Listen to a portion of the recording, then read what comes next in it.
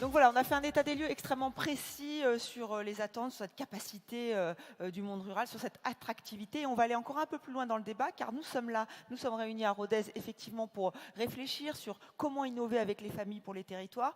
On nous a donné beaucoup d'informations, Frédéric Dabi nous a donné beaucoup d'informations. Il y a un état des lieux qui est là. Maintenant, comment on fait pour avancer? Eh bien, nous allons continuer avec cette table ronde, avec Cynthia Fleury, philosophe, et Nicolas Bouzou, économiste. Je vous demande de les applaudir, voilà, pour cette table ronde. Merci.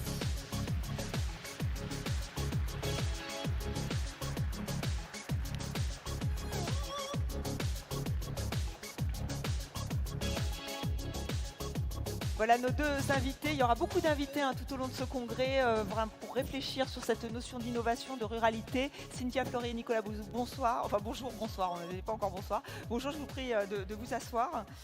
Et c'est vrai qu'on a eu un état des lieux extrêmement précis, je le rappelle avec Frédéric Dabi. On sent ce qui se passe dans le milieu rural, mais aussi on a aussi la perception de ceux qui ne vivent pas sur ces territoires. Est-ce que vous pouvez déjà nous donner un petit votre perception de cette étude?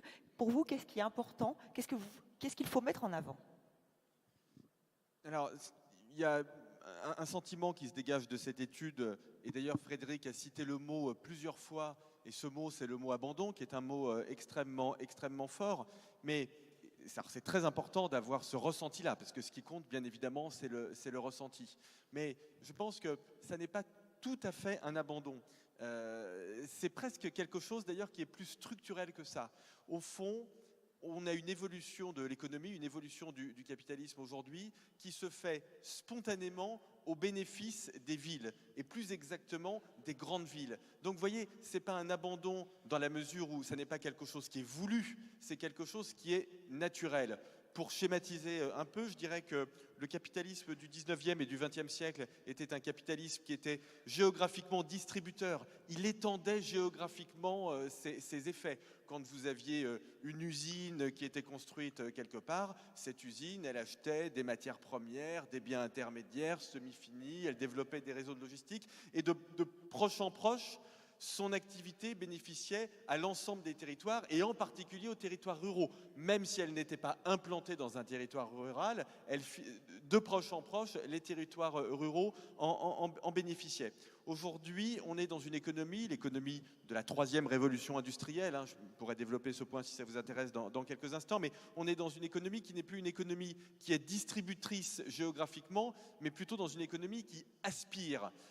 Quand vous avez une grande entreprise du numérique, de la robotique, de l'intelligence artificielle qui a du succès, elle va plutôt avoir tendance à tout attirer vers elle. Les banques, les universités, les commerces, le capital humain, le capital financier, tout ce que vous voulez. Exactement. Et c'est très important de bien comprendre ça, parce que ça signifie que ce phénomène de métropolisation, qui n'est pas du tout propre à la France, qui est quelque chose que l'on observe bien évidemment dans le monde entier, ça n'est pas quelque chose qui est voulu, ça n'est pas quelque chose qui relève d'une démarche politique. On peut avoir une démarche politique qui essaie de contrecarrer, qui essaie de corriger ça, mais au départ, ça n'est pas quelque chose qui est voulu du point de vue politique. C'est une évolution spontanée, c'est l'économie de la troisième révolution industrielle, celle de la convergence du numérique, de la robotique, de l'intelligence artificielle, qui est faite comme ça. Et ça veut dire que, au fond, d'ailleurs, l'opposition est moins une opposition entre la ville et la ruralité qu'entre les très grandes villes et le reste. Jacques Mézard a eu tout à fait raison de rappeler tout à l'heure que nous avons aussi de grandes difficultés à faire vivre nos villes moyennes. Donc là, on n'est pas forcément dans des territoires ruraux quand vous êtes dans une ville moyenne. Et néanmoins, aujourd'hui, on a... Alors, on pourra parler des solutions. Je pense qu'il existe des solutions, mais mais je veux d'abord bien faire comprendre, si vous voulez, ce phénomène, et je veux bien faire comprendre d'où vient ce sentiment d'abandon. C'est-à-dire que c'est un sentiment qui a des racines technologiques et économiques extrêmement fortes. Donc c'est bien quelque chose qui est réel, mais ça n'est pas un abandon au sens où ça n'est pas quelque chose qui a été décidé et voulu. Alors Cynthia Fleury, voilà, vous avez aussi droit à un petit temps de parole sur cette table ronde. Est-ce que vous avez été surprise par... Je trouve qu'il y a deux perceptions assez différentes en fait, qu'on soit dans le monde rural, qu'on n'y soit pas, et parfois c'est même presque antagoniste, c'est-à-dire que le monde rural est heureux de vivre dans un monde rural, mais en même temps il est pessimiste et il a peur. Comment vous analysez ça? Alors, avant de répondre à votre question, je vais simplement dire un tout petit peu les choses différemment. Il n'y a pas de naturalité de la métropolisation. Je sais que les libéraux aiment à naturaliser les choses, mais non, ça renvoie à des choix de société qui sont plus ou moins collectifs, qui sont plus ou moins conscientisés, c'est très certain, mais la métropolisation, c'est un choix et qui renvoie directement à un mode de production et de consommation lié au capitalisme qui nécessite précisément d'aspirer pour faire des économies d'échelle, pour faire ça. Donc tout ça n'est pas, voilà, c'est pas naturel, c'est un choix de société et cette métropolisation, elle produit, indépendamment de produire des grands changements structurels de production et de consommation, elle produit des changements aussi chez les personnes. Et ce sentiment abandonnique, il est ressenti au carré dans les zones rurales, mais il est aussi très fort à l'intérieur même des villes. Le sentiment abandonnique n'est pas quelque chose qui va simplement toucher quelques territoires, mais qui va toucher l'ensemble des sujets qui se ressentent plus ou moins vulnérables par rapport à ça, plus ou moins capables d'encaisser entre guillemets, ce grand changement, ce bouleversement qui, en plus, n'est pas bien évidemment stricto français, mais mondial. Donc, il y a un effet systémique qui n'est pas simple, et on l'a vu ici, qu'on se sent d'autant plus vulnérable qu'on a moins de diplômes, qu'on est moins connecté, que ceci, que ça, à juste titre. À juste titre. Donc, c'est tout sauf de la paranoïa, etc. Alors, qu'est-ce qu'il y a ?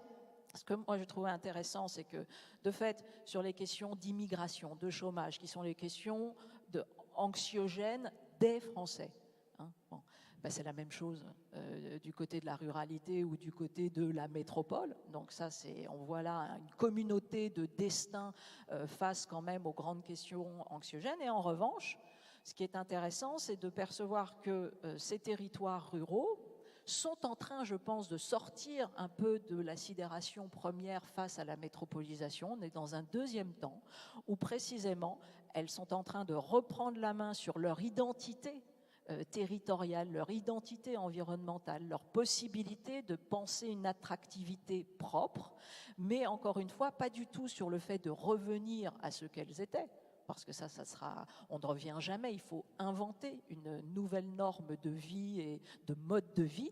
Et en revanche, je crois que les ruraux ont tout à fait compris que sur cette question d'un mode de vie différent et en même temps totalement en interconnexion et pas marginalisé, parce qu'on n'est plus du tout dans une ruralité marginalisée, c'est fini ça, de fait. On a eu un tout petit moment où on avait ce sentiment périphérique, etc. On voit aujourd'hui que non, il y a des nouveaux maillages qui se mettent en place, il y a des territoires d'expérimentation très forts, des tiers-lieux, des commons, etc. La question du rapport à la santé par précisément la qualité de vie, par la qualité environnementale, les circuits courts, les nouveaux modes, entre guillemets, d'économie plus circulaire, etc., ils sont énormément portés par précisément les territoires, et notamment les territoires ruraux. Donc, voilà, je dirais que je perçois à la fois une conscientisation très forte que c'est difficile, il y a une immense complexité, mais qu'en même temps, il y a là pour le coup une identité territoriale propre qui est en train d'émerger de façon très forte. Nicolas Bouzou, il y a 4 Français sur 5 qui disent vouloir habiter dans le monde rural. Mais en fait, est-ce qu'on ne fait pas face à une certaine nostalgie d'une époque d'avant, d'un âge d'or? Et vous dites surtout, il ne faut pas tomber là-dedans. C'est ce que vous venez de dire, Cynthia Fleury. Oui, absolument. Mais je reviens sur une des slides qu'a montré Frédéric, qui montrait que le sentiment de pessimisme était plus important dans le monde rural que dans le monde urbain. Mais en fait, si vous suivez mon raisonnement, les villes et les métropoles, aujourd'hui, commencent à être victimes de leur succès. C'est-à-dire qu'en réalité, si je me projette à l'horizon de 10 ou 15 ans, j'aurais plutôt tendance à dire que l'optimisme devrait être du côté de la ruralité et le pessimisme du côté des villes. Et là encore, c'est quelque chose qui n'est pas propre à la France, c'est quelque chose que l'on voit partout dans le monde. C'est-à-dire que cette métropolisation, qui a été très forte, hein, qui n'est pas quelque chose de nouveau. Si vous voulez, la période charnière, c'est la fin des années 90, le début des années 2000. Hein, c'est à ce moment-là que ça a commencé. Donc ça fait une petite vingtaine d'années. Mais chacun voit bien que la métropolisation, elle a des limites. Elle a des limites parce que le succès finit par générer des maux en termes d'environnement, des villes qui deviennent difficilement respirables, des villes qui sont extrêmement encombrées, des villes, et ça c'est très important, on n'en parle jamais alors que c'est l'un des principaux sujets de notre pays, avec des prix de l'immobilier qui sont aujourd'hui absolument inabordables. Quand vous regardez l'écart des prix des logements entre la ville et le reste du pays, vous voyez que ces écarts se sont considérablement accrus ces dernières années.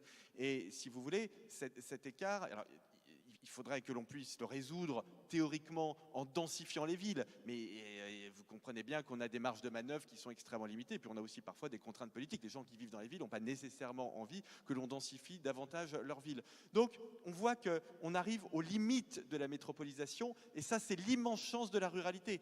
Et là encore, un certain nombre d'items qu'a montré Frédéric sur l'appétence à vivre en milieu rural, en particulier chez les jeunes. Je crois qu'il y avait une étude de la Fondapol, Dominique Régnier, la Fondation nationale de l'innovation politique, une étude qui a déjà 6-8 mois, qui montrait que les jeunes avaient encore plus envie de vivre à l'extérieur des villes que leurs aînés. Donc on voit que là, il se passe quelque chose de très intéressant, et au fond, la ruralité va apprendre à faire du judo avec la technologie. C'est-à-dire que si la ruralité, déjà, on reviendra peut-être tout à l'heure à des choses extrêmement concrètes comme la couverture 4G, 5G demain, etc. Mais si on arrive à accélérer considérablement les politiques de développement technologique dans nos territoires, les territoires ruraux auront vraiment la capacité à réattirer beaucoup plus facilement que ça n'a été le cas ces dernières années,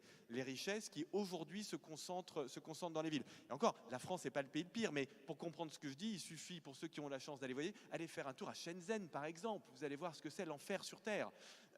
Et pourtant, Shenzhen est l'une des villes, c'est une ville qui n'existait quasiment, Shenzhen, ça a combien d'années? Ça n'existait pas il y a 20 ans, enfin, il y avait 2 entrepôts il y a 20 ans. C'est aujourd'hui l'une des plus grandes mégalopoles au monde, et elle est tout simplement invivable. Et donc, il faut retrouver des moyens de vivre et de faire de l'activité économique ailleurs. Donc l'avenir, il est là. Donc l'avenir, un nouvel avenir pour le monde rural, mais alors Oui. comment faut-il l'amorcer? C'est-à-dire en accompagnant, comme vous le dites, de toute façon on n'a pas le choix, cette révolution numérique, mais comment Famille Rurale peut accompagner ce mouvement? Qu'est-ce qu'elle peut proposer? Que peut proposer ce mouvement? Tu veux que j'y aille? En tout cas, c'est une vraie... Non, on était en train de se battre entre nous pour prendre la parole. Non, je vais commencer. Oui, alors je pense qu'il faut vraiment partir de choses extrêmement concrètes. Alors déjà, il y a la base, les infrastructures, la couverture, Internet, la 4G, etc. Mais ça, il faut aller beaucoup, beaucoup plus vite. Il est absolument impensable qu'il y ait 1 cm² de notre territoire qui ne soit pas couvert par ça. Je vous le dis comme je le pense, on devient arriéré. Notre ami Gaspard Koenig a fait un reportage pour Le Point au Rwanda. Le Rwanda, qui est un pays géographiquement un tout petit peu plus compliqué que la France, c'est de la montagne, à 2000 mètres d'altitude. Mais il me disait, mais partout, j'ai une couverture. Alors, un certain nombre, la plupart d'entre vous n'ont pas le malheur d'habiter Paris comme nous, mais sur le périphérique, je ne sais pas pourquoi, parfois, moi, j'ai une coupure sur le périphérique. Bon, voilà. Il me dit, au Rwanda, c'est absolument inimaginable. C'est vraiment l'endroit pour téléphoner, c'est pas possible. Le Vraiment, périphérique, hein? non, mais j'utilise... Restez concentrés sur votre voiture. Non, mais vous inquiétez pas pour moi. Simplement, ce que je veux dire par là, c'est que oui. ça, c'est pas possible. C'est pas possible. Alors, on est quand même un pays qui légitimement a un certain nombre d'ambitions dans le domaine technologique et dans le domaine économique, donc c'est pas possible. Et c'est là où Famille Rurale, ça c'est la base. Du lobbying. Ça c'est la base. Ça c'est les politiques publiques. Bon, oui, mais il faut mettre la pression au gouvernement. Sûr. Deuxième chose. Ensuite, il faut justement utiliser les atouts et les inconvénients relatifs de la ville et de la campagne pour reconstruire de nouvelles choses. Je vais vous prendre un exemple extrêmement concret. Je regarde de très près les questions de santé. Nous avons des problèmes majeurs de déserts médicaux, pas que dans la ruralité, mais notamment dans le monde rural. Mais il faut faire du monde rural des hubs technologiques en matière de médecine à distance, en créant de nouveaux métiers, parce qu'il y a plein de nouveaux métiers, parce qu'on a du mal à trouver des médecins, mais on a beaucoup moins de mal à trouver des infirmiers et des infirmières. Et donc, si on s'y prend bien, en mettant un peu d'investissement technologique, mais ce n'est pas des investissements qui sont très coûteux. Hein. Je veux dire, moi, je suis très raisonnable, comme vous savez, en matière de dépenses publiques, mais là, ce ne sont pas des sommes colossales. On peut vraiment recréer, à partir de la technologie, de l'activité économique, mais c'est de l'activité économique, en effet, qui n'est pas tournée vers le passé. Là, vraiment, il faut imaginer une ruralité super connectée. Et là, mais l'avenir est à la ruralité, vraiment. Parce que c'est là que, au fond, le besoin d'innovation est le plus important. C'est ça ce qui est très intéressant avec les questions de santé. C'est d'ailleurs pour ça que, je reviens sur mon exemple du Rwanda, pourquoi est-ce que le Rwanda est devenu un hub technologique en matière de numérique en Afrique subsaharienne? Parce qu'ils n'ont pas le choix. Et ils n'ont pas le choix, il y a Bien une sûr. volonté politique aussi très forte de M. Paul Kagame, Vous le avez président du Rwanda, effectivement. Et là, c'est un exemple peut-être à suivre. Cynthia Fleury, vous Alors voudrez Kagame réagir? n'est pas à suivre sur Non, sur la plein de choses. totalité de sa politique. Hein. Mais un exemple, en tout cas sur le numérique, mais là on a encore, Dominique Marmier l'a répété, c'est vraiment une exigence forte, il a fait pression sur Orange. Demain on va en parler avec nos partenaires d'Orange, il y a un chantier énorme qui est fait. C'est vrai que c'est le b.a.-ba, c'est déjà d'être connecté pour ensuite après mener, que des entreprises puissent s'installer, pour que le télétravail puisse se développer.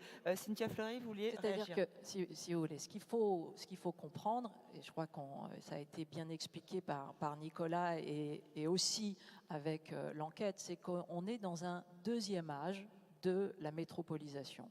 C'est-à-dire qu'on a eu cette vague, cette déferlante de métropolisation qui a organisé notre aménagement, effectivement, il y a à peu près 20 ans, folie, et ça y est, on a 20 ans d'état de l'art, des dysfonctionnements et des effets pervers de cette métropolisation. Et c'est là où c'est très intéressant parce qu'il y a de fait un déclic de conscience commun qui est en train de se mettre en place de la part chez les ruraux, chez effectivement ceux qui sont dans la métropolisation et qui voient que ce n'est pas possible de continuer comme ça dans les deux endroits. Et donc à ce moment-là, il y a un récit commun qui peut se mettre en place mais qui demande en revanche des grands invariants structurel déterminant qui est effectivement pas simplement la connectivité, mais l'hyperconnectivité, parce que c'est pas simplement un réseau mauvais. Vous savez très bien qu'un réseau mauvais, ça ne marche pas, donc c'est forcément un bon réseau. Donc cet enjeu-là,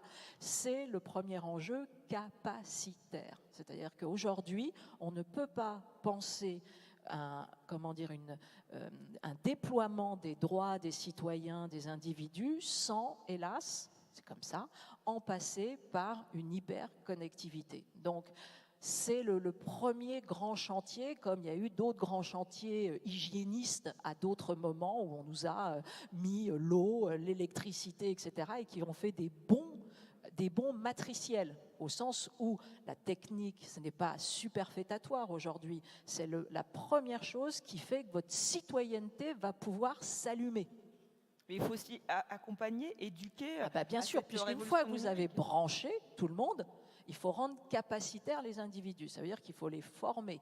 Ça veut dire que donc il faut les accompagner. Il ne suffit pas simplement de mettre de la 4G ou 5G. Mais ça, on a déjà, si j'ose dire, ici ou là, des branchements, des maillages, parce que, encore une fois, quand je l'ai dit tout à l'heure, vous avez quantité de petits îlots comme ça, de territorialité rurale aujourd'hui, qui ont déjà fait le maillage avec les universités du coin, avec les associations, la société civile, avec les entrepreneurs, qui font aussi des start-up, surtout dédiées d'aide, de services à la personne, et qui précisément comprennent que si elles veulent être durables, il faut attraper cet endogène qui a des demandes spécifiques concernant la santé, qui a des demandes spécifiques concernant l'éducation, qui a des demandes spécifiques concernant l'allongement de la vie, les seniors, les villages de répit, etc., etc. Donc tout ça, si vous voulez, c'est une opportunité extraordinaire, sauf que cette opportunité pour réellement se déployer, elle a effectivement cette question de la mobilité technologique et donc et puis pas que technologique, il y a aussi la question quand même de la rapidité d'une possibilité de pouvoir se déplacer, parce que là aussi, et Nicolas avait raison, vous avez un délire sur la question du logement, un délire, c'est-à-dire que ce sont des sommes allouées à entre guillemets, des choses qui ne changent rien à votre vie, c'est-à-dire l'endroit où vous vivez, qui sont déterminantes. Donc, le problème, c'est pour ça que vous avez quantité de familles aujourd'hui qui se délocalisent, mais elles ne se délocalisent pas intégralement. C'est pas vrai. Et donc vous avez le fait qu'elles cumulent et elles ont en fait plusieurs vies. Elles ont une vie un petit peu plus attractive à tel ou tel endroit, et puis grâce à le télétravail, grâce à l'hyperconnectivité, de fait, elles peuvent avoir plusieurs vies en une, et donc un territoire, voilà. Mais ça aussi, ce n'est possible qu'à la condition, effectivement, d'avoir un lieu qui est rapidement connecté par les voies spatiales et par les voies virtuelles.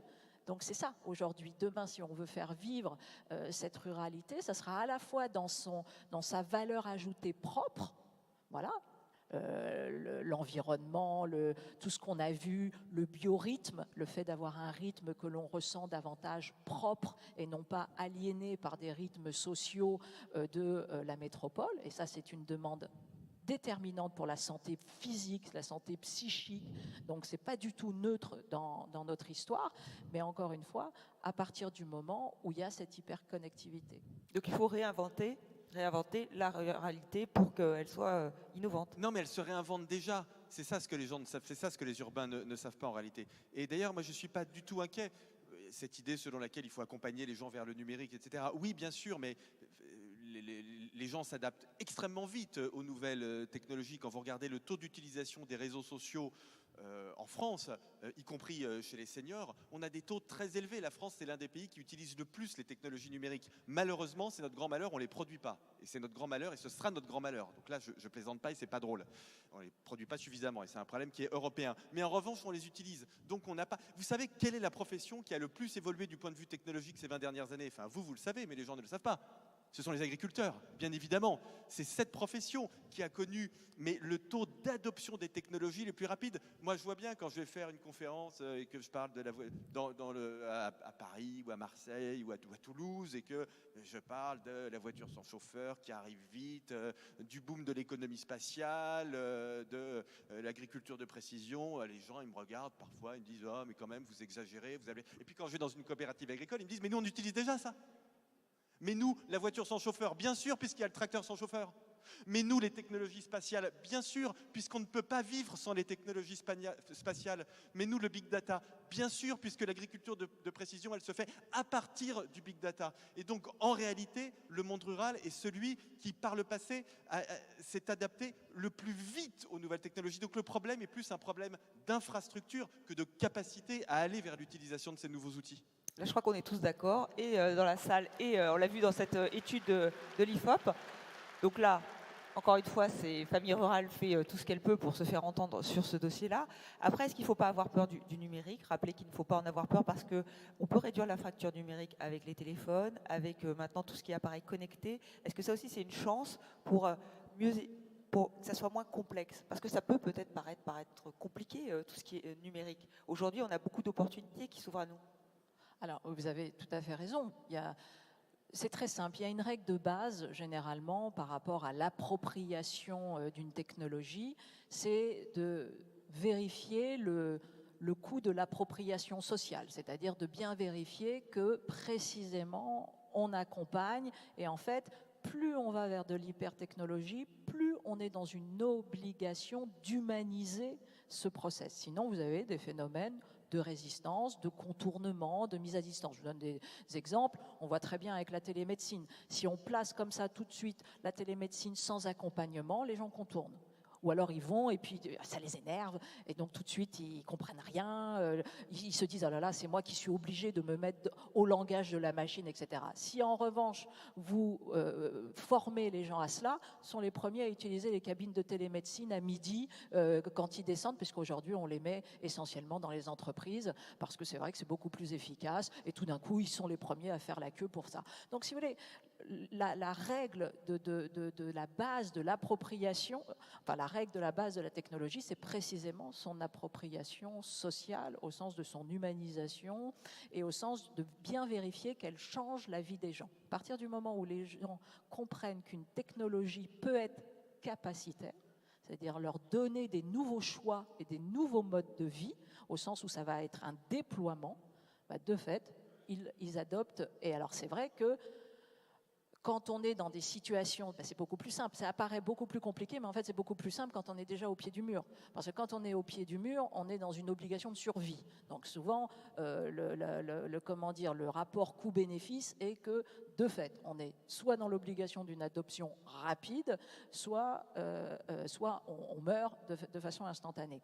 Mais là, aujourd'hui, donc ça, il faut l'accompagner, sachant qu'en plus, c'est pas simple dans la mesure où les technologies, elles sont vite, elles nous donnent le sentiment d'une obsolescence. Hein, vous connaissez ces grands textes de philosophie sur l'obsolescence de l'homme. Hein, c'est Gunther Anders dans les années 50 qui effectivement posait ça. Il parlait d'une honte prométhéenne, c'est-à-dire qu'en gros, nous-mêmes, les objets nous donnent le sentiment de notre propre incapacité, quoi, alors que c'est quand même nous qui les avons créés, donc c'est désagréable. Et bien là, avec l'intelligence artificielle, on peut encore plus se poser la question. Alors ça, c'est en plus un autre des grands sujets, et qui en plus, avec un grand fantasme, mais pas toujours d'ailleurs, de remplaçabilité, de quantité, de métier, etc. Bon, il s'avère qu'il faut être un tout petit peu plus précis dans les choses, et que c'est vrai que certaines tâches, de fait, seront remplacées par des algorithmes, et c'est déjà le cas aujourd'hui sur des professions hyper qualifiées. Je pense aux radiologues, je pense aux généticiens qui, de fait, s'ils ne refondent pas leur métier, sont en danger dans la mesure où vous avez aujourd'hui un taux de diagnostic et de pronostic fait grâce à l'IA supérieur, et ce qui est logique. Mais ça ne veut pas dire que demain, il n'y a plus de médecins. Bien évidemment, ça veut dire que le rôle du médecin se reconfigure par rapport à ça. Donc de la même façon, les ruraux, et la seule chose qui est, je pense, un peu différente par rapport il y a 20 ans, où on a eu cette illusion de croire que la métropolisation allait tout régler, comme si c'était la nouvelle dynamique de l'État-providence, alors que non, on en est sorti. On est sorti de cette illusion, de ce fantasme, et c'est ça la chance aujourd'hui, c'est qu'on a tout d'un coup, encore une fois, une conscience commune que précisément ce récit, il est à inventer avec toutes les parties prenantes du territoire et pas simplement avec les grandes villes. Économiquement, comment ça peut se traduire en termes d'emploi? Vous évoquiez tout à l'heure le télétravail, et quelles sont les autres pistes? Oui, mais alors, je dis quand même un tout petit mot du télétravail, parce que je suis un très grand promoteur du télétravail, pour 3 raisons. La première raison, c'est que je pense que c'est excellent pour les entreprises, puisque le télétravail, c'est l'obligation de se faire confiance. Les entreprises souffrent aujourd'hui de rapports qui sont des rapports beaucoup trop normés, beaucoup trop bureaucratisés, et l'éloignement force à la confiance. Donc je pense que c'est une excellente chose pour les entreprises. Je pense que c'est une excellente chose que l'on peut inscrire dans le cadre d'une politique de développement durable, parce que ça permet des économies d'énergie qui ont été quantifiées dans beaucoup de pays et qui sont absolument colossales. Et c'est une bonne chose en matière d'aménagement du territoire, puisque ça permet justement à des gens de travailler là où ne sont pas les entreprises. Et donc, s'ils travaillent, ils consomment, ils vont faire leurs courses, ils vont au restaurant, là où ne sont pas les entreprises. Donc, pour ces 3 raisons, je suis un très fervent promoteur du télétravail. La technologie ne détruit pas l'emploi, elle détruit des emplois. Elle détruit des emplois, mais plus encore, elle détruit des tâches. En réalité, quand on regarde le nombre d'emplois qui disparaissent, il y en a très peu d'emplois au XXe siècle. Il y a peut-être 5 types de métiers qui ont disparu, mais pas plus. En revanche, elle reconfigure incroyablement les métiers.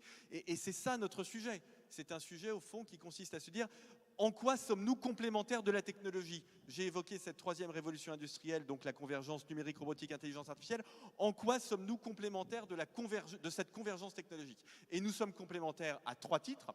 Premier titre, innovation, créativité. Alors, ça ne veut pas dire que l'intelligence artificielle n'est pas capable d'innover ou de créer. Elle l'est. Simplement, il faut encore des gens pour éduquer les intelligences artificielles et pour éduquer ces technologies. Donc ça, c'est la première chose. Deuxième chose, ce qu'on est en train de faire là, l'empathie, les relations sociales. On pourrait être, à la limite, Cynthia et moi, on pourrait être chez nous à Paris sur des écrans, mais bon, j'ai quand même peut-être la faiblesse de croire qu'on perdrait un tout petit peu quelque chose, en tout cas de mon point de vue. Donc, empathie, relations sociales, c'est très important. Et 3e chose, et ça c'est le moins connu, et écoutez bien ça, et surtout dites-le à vos enfants, la technologie n'a pas de vision globale des problèmes. Comme le disait Cynthia, elle sait faire un diagnostic. Si vous lui donnez des IRM, elle est meilleure que nous pour voir là où il y a un problème. Mais en revanche, elle n'a pas la vision globale du malade. Vous savez comment vous piégez une voiture sans chauffeur, vous faites un grand rond blanc autour d'elle, elle respecte le code de la route, elle n'en sortira pas. Si vous, en revanche, vous voyez qu'il y a un rond blanc autour de votre voiture, vous allez comprendre qu'on vous a fait une blague, qu'il y a un problème, etc. Donc vous allez en sortir. Et donc, l'humanité, être humain en ce sens d'être complémentaire de la technologie, c'est avoir une vision systémique du monde. Donc si vos enfants sont des spécialistes, dites-leur, c'est très bien d'être spécialiste, mais tu dois être spécialiste et généraliste. Parce que la machine, aujourd'hui, on se reverra dans 20 ou 30 ans, mais la machine, aujourd'hui, elle n'a pas d'esprit systémique, elle n'est pas généraliste. Donc, on a besoin de gens créatifs, sympas, rigoureux, et qui ont une vision globale des choses, mais il faut toutes ces compétences à la fois. Hein. Si vous êtes seulement sympa, ça ne suffit pas. Si vous êtes seulement créatif, c'est catastrophique. Vous pouvez avoir 30 idées idiotes par minute. Hein. Donc, il faut les 3 à la fois. Voilà, les 3 à la fois. Et comment on vient, voilà, parce qu'on a les 3 à la fois ici. Mais comme on parle de l'humain, je voudrais peut-être dépasser un peu ce débat sur effectivement la ruralité moteur de l'innovation, quoique c'est sur la notion d'engagement. C'est vrai que vous êtes engagé au sein de Famille Rurale. Famille Rurale est un mouvement engagé depuis le début. Et cette notion d'engagement, elle a un peu évolué avec les nouvelles... Alors, est-ce que c'est la faute des nouvelles technologies? On ne sait pas, mais avec la nouvelle génération. Comment on peut faire pour insuffler? Est-ce qu'il y a un nouvel engagement qui se crée aujourd'hui? Comment on peut faire pour le maintenir? Je crois que c'est une problématique qu'il y a au sein de Famille Rurale. Comment peut-on faire? Alors c'est une question qui est tout à fait importante parce qu'il y a eu, c'est vrai, ces dernières années, une dépolitisation au sens des partis, encore une fois, de l'engagement. C'est-à-dire que, et non pas une dépolitisation au sens de police, de citoyenneté. Donc ça, il faut véritablement l'entendre. C'est vrai que les jeunes gens n'ont pas nécessairement envie d'en passer par le monopole d'un parti, l'adhésion à un parti, la militance traditionnelle. Ça leur semble, d'abord, il y a des pesanteurs. Il y a des problématiques liées à ce qu'on a appelé la démocratie représentative, mais surtout des gros dysfonctionnements liés aux partis qui sont devenus essentiellement des machines très structurées pour faire une seule tâche, alors qu'elle devait être systémique précisément. Normalement, un parti, c'est pour renouveler les élites, c'est pour faire des programmes, c'est pour penser l'alternative du monde de demain. Enfin, c'est métaphysique, un parti. Bon, on a tous découvert que les partis politiques étaient peu métaphysiques, tout de même. Donc, ça... Précisément, résultat, les jeunes gens, qu'est-ce qu'ils ont fait? Ils ont eu bien raison. Ils se sont dit, nous, on va faire de la politique autrement. Et donc, l'engagement, il est toujours là. Et il est même, je dirais, assez fort. Et l'engagement, il est sur un certain type de connivence entre les pratiques et les principes. C'est-à-dire que vous avez la responsabilité sociale, entre guillemets, des entreprises qui, quand même, est passé devant ce grand enjeu de l'anthropocène, de la lutte contre le réchauffement climatique, de la transition écologique, vous l'appelez comme vous voulez, de la qualité de vie environnementale. C'est un enjeu qui quand même concerne beaucoup les nouvelles générations. Elles ont envie, d'abord parce qu'elles le voient, le boom. Aujourd'hui, on est, si vous voulez, les maladies chroniques sont devant l'infectieux, en tout cas en France et même dans quantité de pays. Ça change tout le rapport à la santé. Et un des grands facteurs des maladies chroniques, c'est les facteurs environnementaux. Donc, si vous voulez, aujourd'hui, de toute façon, la question environnementale, que vous soyez un amoureux de la nature ou que vous ne soyez pas un amoureux de la nature, elle est face à vous, elle est structurante. Hein. Tu parlais de Shenzhen, moi je peux parler de Pékin. Pékin, ils en sont à leur 14e autoroute intramuros. On peut considérer que c'est un... Si vous êtes allé à Pékin récemment, vous avez des semaines entières où vous ne voyez pas à 15 mètres. Vous ne voyez pas. Ce n'est pas... voilà. Et d'ailleurs, c'est très intéressant, c'est que la citoyenneté qui est quand même... L'état de droit chinois est quand même une... On va dire, on peut lancer une déconstruction de cette idée là aussi. Mais résultat, comment font les citoyens chinois? Parce qu'ils sont de fait extraordinairement bloqués sur la question d'affirmer publiquement les libertés civiles. Eh bien, ils passent par l'environnement. Donc, il y a eu un boom de la société civile environnementale chinoise qui précisément passe par l'environnement pour revaloriser l'idée d'une citoyenneté environnementale. Et c'est par ce biais-là qu'ils récupéreront de l'état de droit, si jamais ils en récupèrent. Donc, cette question, elle est structurelle. Donc, l'engagement aujourd'hui, c'est vrai que si on démontre qu'on invente des modes de vie qui ne renoncent pas à une justice sociale et environnementale, on a de fait... un engagement qui peut être très présent. Et par ailleurs, avec les nouvelles techniques des nouvelles générations, parce que c'est vrai que les nouvelles générations ne sont pas d'accord pour travailler avec les mêmes systèmes hiérarchisants, sclérosants, du manque d'initiative, du manque d'expérimentation qui nous ont constitués. Elles sont cumulardes, elles veulent avoir une autonomie plus forte, elles veulent avoir un sentiment égalitaire plus fort. D'accord pour les asymétries, on ne fait pas tous la même chose, etc. Mais nous devons nous sentir égaux. Et c'est vrai que nous, la France, on est un peu malade de cette hiérarchisation statutaire qui fait qu'on aime bien diviser pour régner. Et précisément toi, moi je te parle d'un monde que je connais bien, qui s'appelle l'université. L'université a détruit et a rendu malade l'intégralité de ses professeurs en faisant ça, en disant toi, tu es statutaire, toi, tu es vacataire.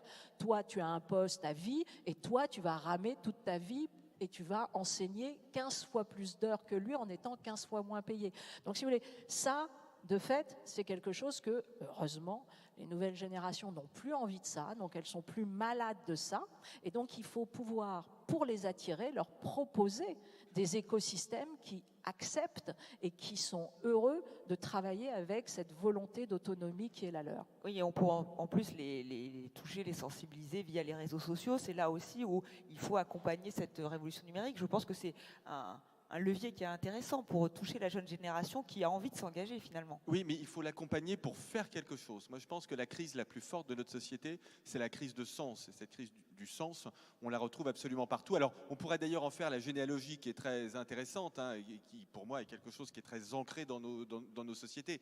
C'est l'héritage, et sans doute le seul héritage négatif des Lumières. Le fait qu'au fond, nous sommes dans un monde qui est globalement définalisé, puisqu'on ne croit plus, enfin en tout cas un certain nombre d'entre nous, une majorité d'entre nous ne croient plus en Dieu, nous ne croyons plus à la nation, ou beaucoup moins à la nation, ce qui d'ailleurs à mon sens est une excellente nouvelle. Mais le problème, c'est que nous perdons le sens. Non mais au sens de nationalisme, j'assume parfaitement l'idée que... c'est très bien, au moins on sent qu'il y a un vif intérêt. Et c'est pour ça que je le dis. Parce que l'amitié, c'est de se dire les choses. Sinon, si on ne se dit pas les choses et si on reste dans un truc, c'est pas intéressant. Ça n'avance pas. Donc, mais en tout cas, là où nous serons d'accord, c'est qu'il y a ce manque de sens. Et au fond, je pense qu'il y a une notion qu'on pourrait réhabiliter, qui est la notion de progrès. L'idée, c'est de faire en sorte que ces technologies, elles servent le progrès. Le progrès, c'est l'amélioration de la situation des humains. Ça peut se mesurer, hein. L'ONU a des indicateurs qui sont des indicateurs très bien faits, le PNUD très exactement, sur le développement humain, sur l'alphabétisation, sur l'espérance de vie, sur les libertés, sur l'égalité homme-femme. Donc le progrès est quelque chose qu'on peut dans une certaine mesure objectiver, mais il faut absolument, si vous voulez, que l'on mette toutes nos réflexions et toutes nos actions au service de ce but qui est le progrès. Et pour faire un peu de politique, mais avec un grand P, c'est ça le problème de l'action politique aujourd'hui. C'est qu'on est dans une logique de transformation, et à mon sens, je pense qu'elle est pour l'essentiel pertinente. Cela dit, la transformation n'est pas un sens. On ne transforme pas pour transformer. De la même façon que dans une entreprise, la grande difficulté aujourd'hui, c'est qu'on innove pour innover. Et donc, évidemment, on n'arrive pas à embarquer les équipes et en particulier à embarquer les plus jeunes parce que innover pour innover est quelque chose qui n'a pas de sens. On est dans quelque chose qui est complètement darwinien et qui ne peut pas motiver. Ça vient du latin movere, ça veut dire aller quelque part. Et donc, il faut bien que l'on arrive à montrer une direction. Et pour moi, cette direction, c'est le progrès. Et les priorités aujourd'hui pour Famille Rurale, c'est de justement donner un sens, donner un cap. Alors, oui. Moi, je suis très heureuse tout de même d'entendre Nicolas défendre l'indice de développement humain et non pas l'indice du PIB. Parce que de fait, ils sont un peu corrélés, hein, quand même, comme tu sais. Hein. Alors, ça dépend. Ils ne sont pas nécessairement toujours corrélés, et c'est bien là le problème. C'est-à-dire que, de fait, on a quelque chose qui est macro sur la croissance économique, et puis après, on s'interroge sur comment cette croissance économique, elle vient transformer, encore une fois, de façon individuelle, la vie des familles. Et donc, je pense qu'on pourrait de fait abandonner le PIB et se concentrer essentiellement sur l'IDH pour dire, ben voilà, concrètement, qu'est-ce qui est transformé en termes, on l'a redit, d'allongement de la vie, comment dire, de tout ce qui concerne l'éducation, de tout ce qui concerne les solidarités nouvelles, l'égalité, les parités, etc. Bon, donc ça c'est un enjeu. Alors oui, encore une fois, moi je ne suis pas dans cette idée, si vous voulez, d'un grand récit, au sens où on voit aujourd'hui que là aussi, et Nicolas l'a dit, les Lumières c'était ce rêve d'une convergence des fins. Les Lumières, c'était ce rêve qui considère que la science, l'éthique, la croissance économique, tout cela peut marcher ensemble de façon linéaire pour nous emmener vers une unification des convergences. Bon, on va dire qu'on a eu Auschwitz et Hiroshima qui ont signé la fin des convergences des Lumières en montrant que non, hélas, il n'y avait aucune évidence sur science et conscience, pour reprendre un vieux terme de la Renaissance, et qu'il n'y avait aucune évidence sur le fait que, tiens, plus je connais l'autre, plus j'ai envie d'habiter avec l'autre. Alors là, encore moins. Donc, c'était le grand rêve des Lumières. Hein. Vous prenez l'ingénu de Voltaire, c'est ça. Il y a une espèce d'Indien qui arrive, tout le monde fait « oh, oh, oh !» Et puis on commence à discuter « oh, qu'est-ce que t'es rigolo avec tes plumes » et tout ça. Puis après, tout le monde s'aime et on va tous vivre ensemble. Bon, je dirais même que là, pour le coup, les technologies ont mis en place une sorte d'hyper-présence de l'autre qui a précisément fait qu'il y a eu rétractation de quantité, et sans parler des mobilités forcées. Et on a vu tout à l'heure la question de l'immigration, hein, qui est véritablement devenue voilà, le sentiment anxiogène le plus fort. Donc, on ne construira pas un seul récit unique. En revanche, si on revient à, voilà, moi j'ai écrit un livre qui s'appelle Les Irremplaçables, donc si on revient encore une fois à la valorisation des sujets, des individus qui sont dans les territoires, et si on leur donne la possibilité de façon décentralisée de porter des initiatives consolidées avec les parties prenantes, moi, je pense que c'est vers ça qu'on va, si vous voulez, et non pas vers une refonte du jacobinisme. C'est fini, de fait. On sent qu'il y a quand même une prise de conscience de ce que peut apporter la ruralité. On l'a entendu, on l'a vu avec cette étude de l'IFOP. Ruralité, innovation, ça va ensemble. Alors, à une condition, je rebondis sur ce que dit Cynthia, qui me semble absolument centrale, à une condition, et là je parle de la France, hein, c'est qu'on ait le courage d'aller plus loin en matière d'autonomie des territoires et de décentralisation. Je pense que vraiment, l'un des plus grands maux du moment, c'est cette centralisation de notre pays et qui a plutôt tendance à s'aggraver. Centralisation et anti-parlementarisme, hein, les deux choses. Et malheureusement d'ailleurs, la réforme constitutionnelle qui arrive, à mon sens, la réforme constitutionnelle et les modifications de la fiscalité. Alors je ne vais pas remuer les couteaux dans la plaie, puisque là il y a des débats très importants entre le gouvernement et les maires qui sont ici. Mais en tout cas, on va plutôt vers davantage de centralisation, alors qu'à l'inverse, dans la mutation technologique et économique et sociale que nous avons décrite, on a vraiment besoin de davantage de décentralisation. Et les pays qui arrivent le mieux à passer ce cap de la troisième révolution industrielle, ou en tout cas qui arrivent à le passer de la façon la plus inclusive possible, parce qu'il faut les deux choses, il faut absolument que l'on entre dans cette économie de la troisième révolution industrielle, ça c'est absolument nécessaire, et pour l'instant en Europe on n'y est pas, mais évidemment il faut qu'on y rentre de façon inclusive, parce qu'y rentrer pour avoir 5% ou 10% des gens qui travaillent qui sont des sans-abri, c'est quelque chose qui ne nous satisfera pas en Europe et qui ne correspond pas à notre contrat social.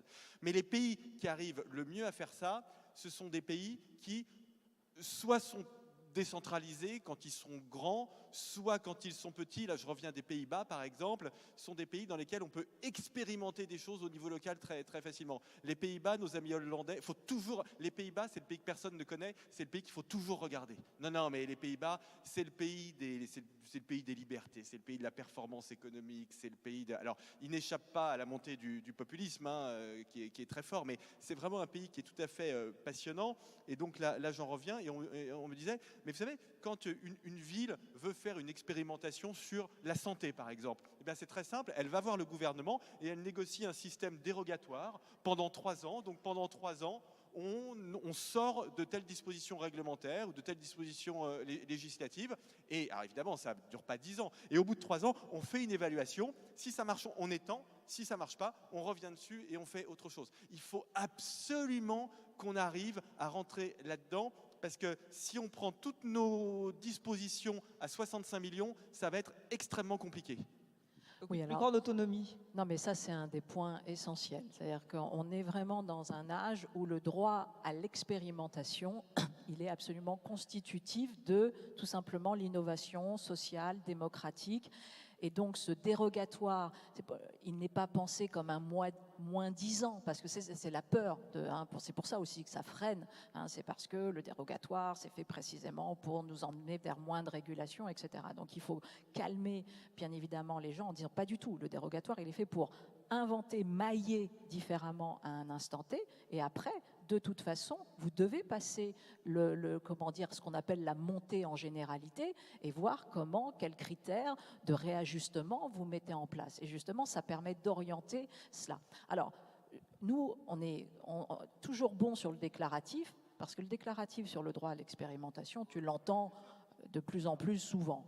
Le problème, c'est que ça freine derrière et que c'est extraordinairement compliqué. Je vois, par exemple, on a mis en place les TIGA. Je ne sais pas si vous voyez ce que c'est que les TIGA.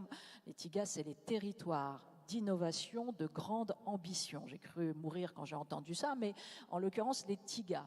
Les TIGA, ce sont des territoires qui sont définis par la centralisation, donc ce qui est un truc à l'envers, si vous voulez, sur le territoire français pour dire, tiens, là, vous, en gros, en matière d'économie, d'entreprise, d'éducation, etc., vous pouvez avoir un grand territoire d'expérimentation entre 3 et 10 ans, d'ailleurs, avec une évaluation comme ça qui se fait. Voilà.